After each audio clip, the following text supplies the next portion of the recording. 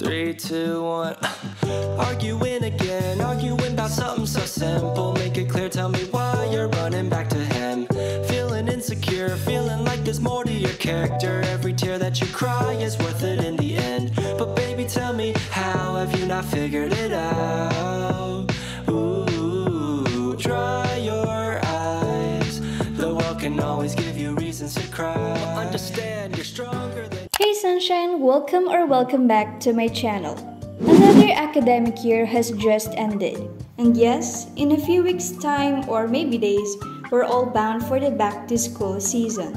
Moving on from one grade level to another is an opportunity for us to develop better study habits and become more productive. In the same way, it's a chance for us to eliminate the poor ones we've been practicing around. So, in this video, I'll share with you 5 poor study habits you should quit right now before the back-to-school season. If you are new to this channel, please don't forget to subscribe and be part of our growing Sunflower fam. Let's get started. Number 1.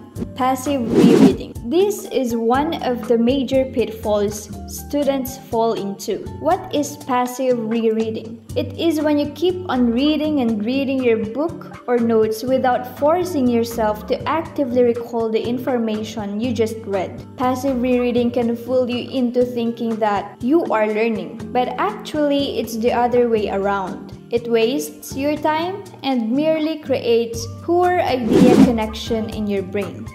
When you understand the science behind how true learning takes place, you will realize how the common studying habits of most students actually fail. In an article published by Brainscape Academy, one of the leading web education platforms, it discussed that the difference between active studying and passive studying can be as big as the difference between lifting heavy weights at the boundaries of your abilities versus mindlessly lifting 1 pound mini weights while staring at your phone. If your goal is to build muscle or build knowledge, the best way to achieve it is to do heavy weightlifting. So if you've been training yourself on passive rereading, sitting too comfortably, and running your eyes back over a page, unless you can prove that the material is moving into your brain by recalling the main ideas without looking at that page, rereading is a waste of time. There are a lot of better ways to study, such as doing flashcards, testing yourself, and teaching it to others. Number 2. Using highlighters the wrong way. In my previous video featuring the essential study tools a student must have, I've mentioned about highlighters. Highlighters are great study tools, however, it may lead us to not so satisfying scores if we use it in the wrong way.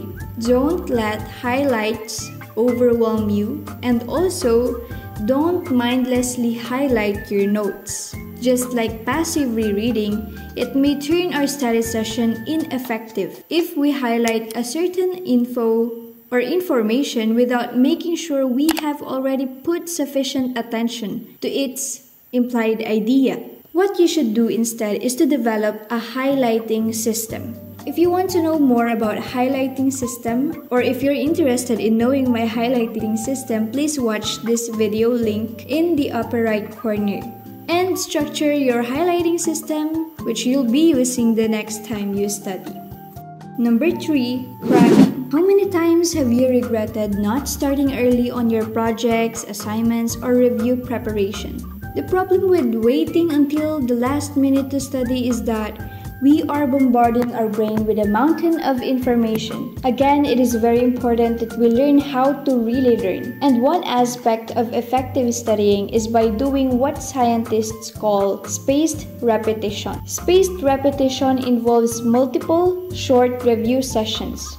This way, we can take time to process new information. Here is how Pierce J. Howard, the author of The Owner's Manual for the Brain, explains it. Work involving higher mental functions needs to be spaced out to allow new neural connections to solidify. New learning drives out old learning when insufficient time intervenes. You can think of learning as the process of building a brick wall.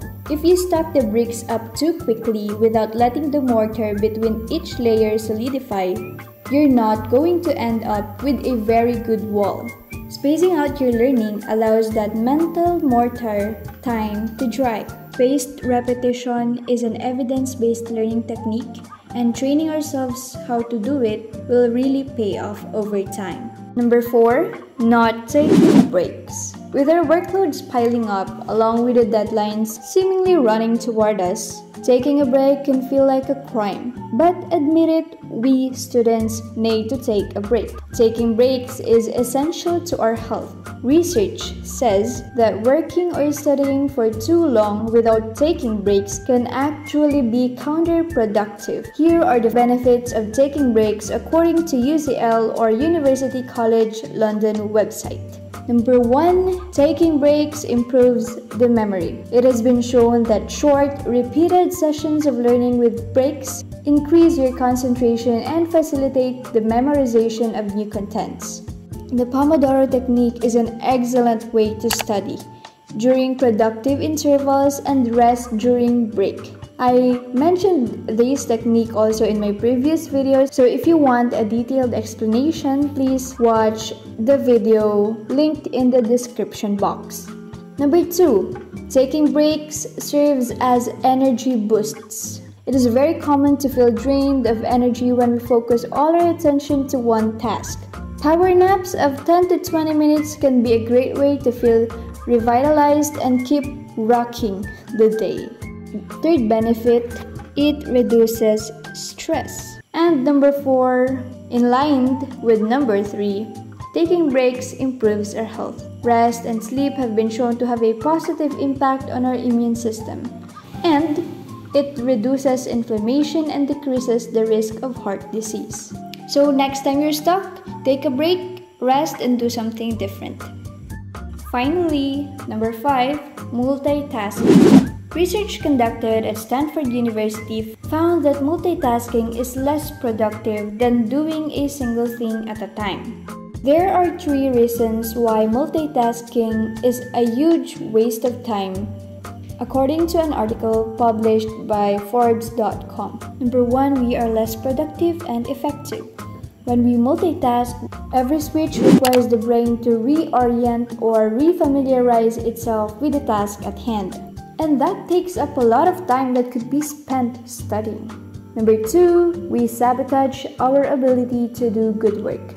When our attention is divided into different things, we often fail to do good work. And as a result, we blame and sabotage ourselves. Number 3, we are hindering our creative juices to excel.